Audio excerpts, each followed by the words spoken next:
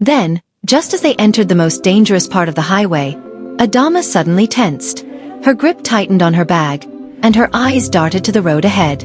"Slow down," she said softly, her voice barely audible. Mr. Jide glanced at her, confused. "What did you say?" Before Adama could repeat herself, a figure appeared out of nowhere.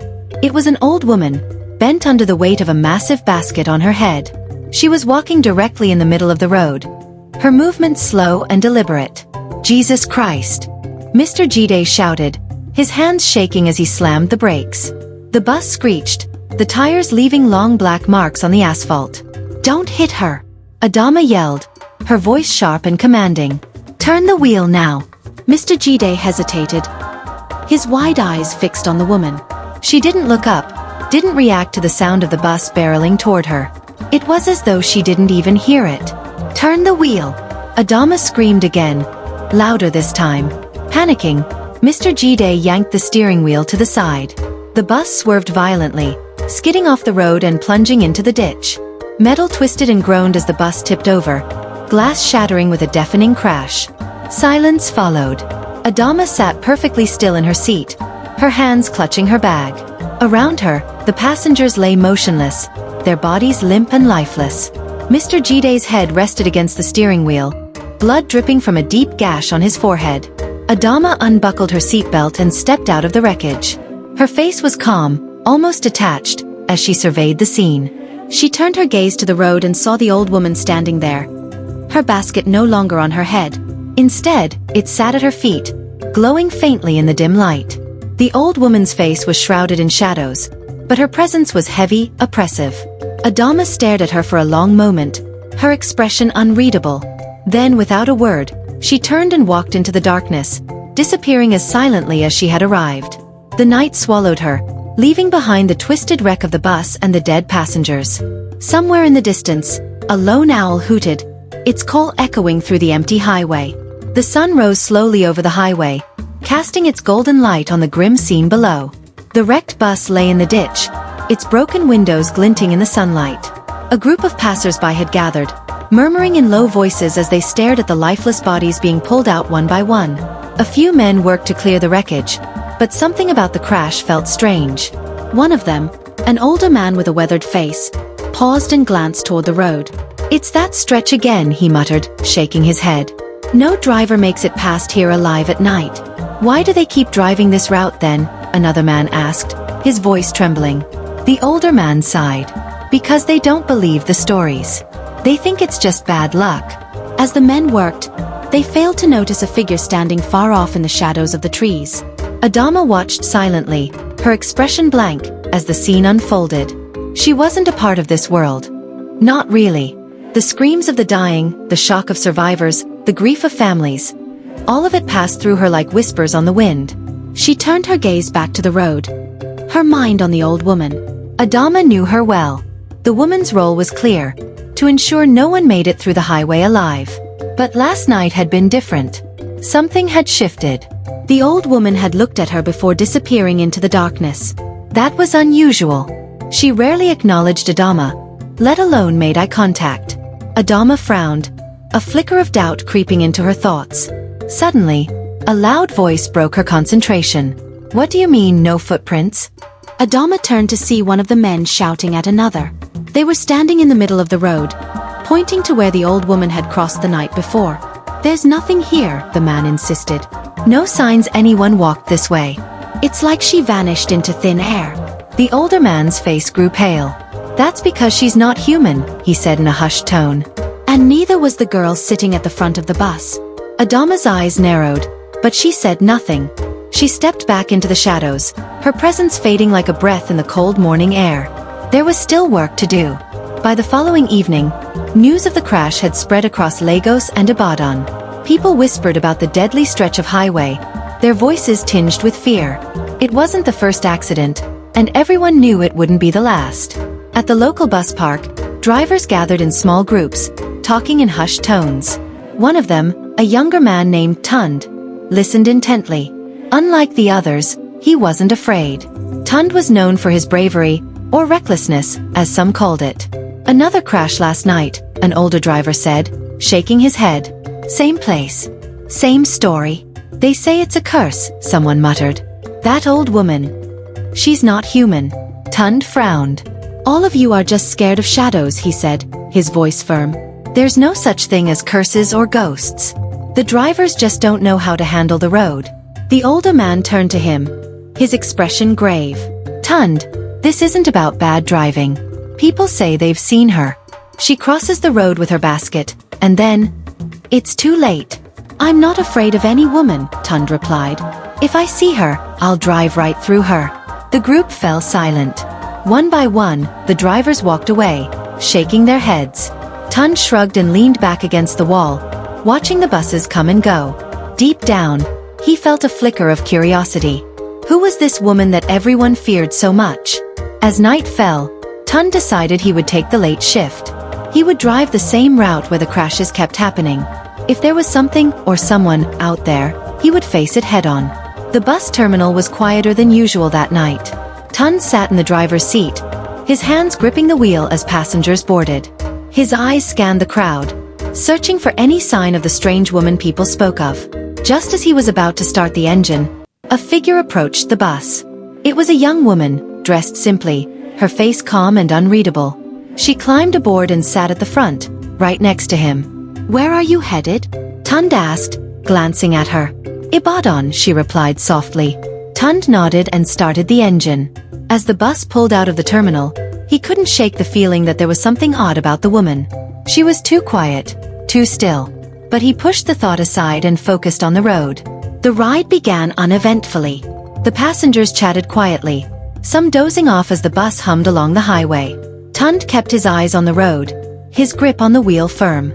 Then, just as they reached the desolate stretch of highway, the woman beside him tensed. Slow down, she said, her voice barely above a whisper. Tunde's heart skipped a beat. What? Slow down, she repeated, her tone urgent. Tunde squinted ahead. At first, he saw nothing. But then, in the faint glow of the headlights, a figure appeared. It was an old woman, bent under the weight of a basket on her head. She was walking slowly, right in the middle of the road. Tunde's knuckles turned white as he gripped the steering wheel. The old woman's figure became clearer as the bus sped closer. Her head was bowed under the weight of the basket, and she moved as if unaware of the vehicle hurtling toward her. The passengers began to panic. A man shouted, "Driver, stop!" A woman screamed, clutching her child. But Tunde didn't waver. His foot hovered over the brake pedal, but he didn't press it. He glanced at the woman sitting beside him. She was calm, her eyes fixed on the road ahead. You have to avoid her, she said, her voice sharp. Tunde shook his head. No. I'll go through her if I have to. She's not human. The bus roared forward. The woman screamed, her voice blending with the passengers' cries. The old woman didn't flinch. And then impact. The bus shook violently, and the passengers were thrown from their seats. Tunde fought to control the wheel as the bus skidded to a stop. The old woman's figure had vanished. Tunde jumped out of the bus, his heart racing. He ran to the spot where she had stood, expecting to find her body, or at least some sign of what had happened. But there was nothing. No blood, no broken basket. Just the empty road stretching into the night. The passengers were shaken but alive. One by one, they climbed off the bus, some sobbing, others silent. Tunde stood frozen, staring at the spot where the old woman had disappeared. Where is she? One of the men asked, his voice trembling. Tunde didn't answer. He looked back at the young woman from the front seat, but she was already walking away, her figure fading into the shadows. By the time Tunde reached the next town, he was filled with more questions than answers. The passengers were dropped off, and no one spoke of what had happened on the highway. It was as if they wanted to forget. Tunde parked the bus and sat in silence. His mind replayed the moment over and over. Who was the old woman? Why had she vanished? And why was the young woman so calm in the middle of the chaos? He decided he needed answers. The next day, Tunde returned to the spot where the incident had occurred. The road was empty, the air eerily still. He walked along the highway, scanning the area for any sign of the old woman or the mysterious young passenger. An elderly man sitting by a roadside stall watched him closely. You're looking for something, aren't you? The man asked. Tunde nodded. The old woman. The one with the basket. Do you know her? The man's expression darkened. You saw her? I did, Tunde said. I hit her with my bus last night, but she vanished. The man shook his head, his voice low. She's not a woman. She's a spirit. And if you've seen her, you've been marked. The old man's words sent a chill down Tunde's spine. What do you mean, marked? He asked. The man gestured for Tunde to sit beside him. That stretch of highway is cursed, he began. Years ago, a market woman died there. She was hit by a reckless driver who didn't stop to help. Since then, her spirit has wandered the road, seeking vengeance. Tunde frowned. But why does she cause accidents? Why kill innocent people? She's trapped in her anger, the man said. She doesn't care who dies, as long as someone pays for what happened to her. Tunde's thoughts turned to the young woman who had been sitting beside him. There was someone else, he said. A young woman on the bus. She seemed to know what was happening. The man's eyes widened. The spirit agent, he whispered. She's the one who lures the drivers into the trap. The old man's words haunted Tunde as he walked back to his bus. Spirit agent? Lured into a trap? It sounded ridiculous, but deep down, Tunde couldn't ignore the truth of what he had seen. That night, Tunde found himself unable to sleep. His thoughts kept returning to the young woman. Who was she, and why had she been so calm during the chaos? More importantly, why had she vanished without a trace? The next morning, he visited a local church. Father Matthew, a kind but serious priest, listened quietly as Tunde explained the events of the past few nights. I don't know what I've gotten myself into, Father, Tunde admitted. But I need answers. I can't just walk away from this. Father Matthew folded his hands on his desk. The highway you're talking about has been cursed for years, he said. Many have tried to break the cycle, but none have succeeded. If you wish to continue down this path, you must be prepared for the dangers ahead. Tunde nodded. What can I do? The priest handed him a small wooden cross. Keep this with you at all times, he said. And remember, the spirits feed on fear. You must stand your ground, no matter what happens. Tunde thanked the priest and left the church feeling slightly more prepared. But deep down, he knew the real test was yet to come. The next evening, Tunde prepared to take the same route again. He didn't tell anyone about his plans, not wanting to alarm his colleagues. As the bus filled with passengers, he scanned the faces, looking for any sign of the mysterious young woman. She wasn't there. As the bus pulled onto the highway, Tunde felt a sense of unease settle over him. The road was eerily quiet, and the faint hum of the engine was the only sound. Halfway through the journey, a figure appeared at the side of the road. Tunde's heart raced as he slowed the bus, squinting into the darkness. It wasn't the old woman this time. It was the young woman. She climbed aboard without a word and took her usual seat at the front. You again, Tunde said. His voice steady despite the knot in his stomach. The woman turned to him, her expression calm. You shouldn't have come back, she said softly. Tunde clenched the steering wheel. I want answers. Who are you? And why are you here? She didn't respond. Instead, she stared straight ahead, her eyes fixed on the road. Moments later, the old woman appeared again, her basket swaying as she crossed the road. This time, Tunde didn't wait for instructions. He gripped the wheel and pressed the accelerator, driving straight toward her. The passengers screamed, and the young woman's eyes widened. Stop, she shouted. But Tunde didn't stop. The bus barreled through the figure, and once again, she vanished.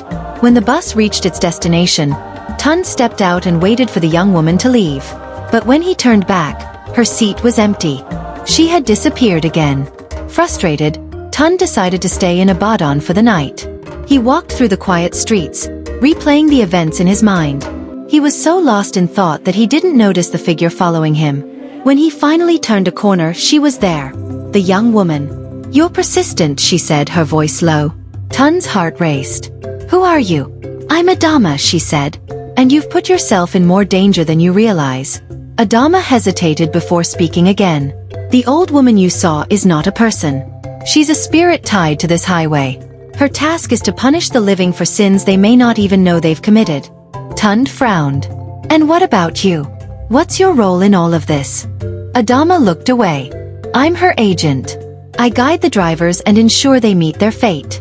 But you're different. You're not afraid. Tunde stared at her, his fists clenched. I don't believe in blind punishment. If she's angry, There must be another way to resolve this. Adama shook her head. It's not that simple. Spirits don't forgive easily. Adama stood in the moonlight, her face unreadable. Tunde waited for her to speak, but she remained silent. Finally, he broke the tension. If you don't want to help me, that's fine. But I'm not backing down. I'll confront her myself. Adama's eyes narrowed. You don't understand what you're dealing with. The old woman is more than just a spirit.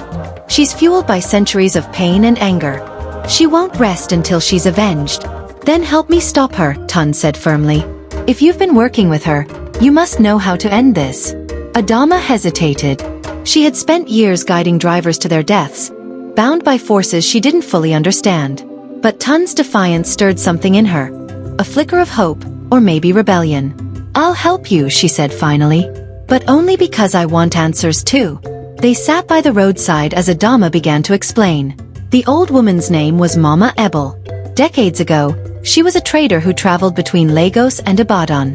One night, she was crossing the highway with her goods when a drunk driver hit her. He didn't stop to help. She died alone on the road, her spirit consumed by rage. Tunde frowned.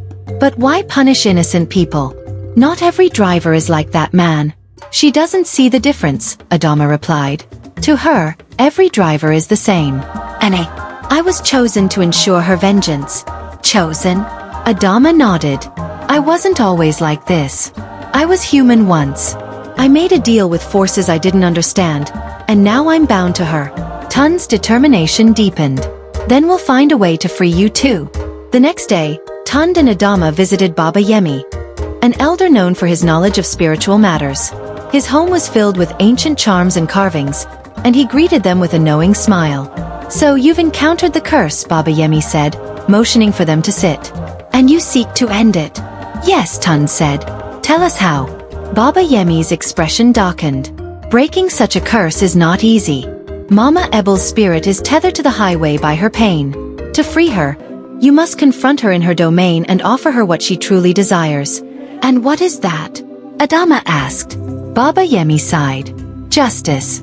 Or something close to it. But beware. She will not go willingly. Will they be able to find the old driver? Would they be able to revenge for the old woman? Find out from the part 2 of this story. Like, share, and subscribe to get notifications when we drop the continuation. Bye.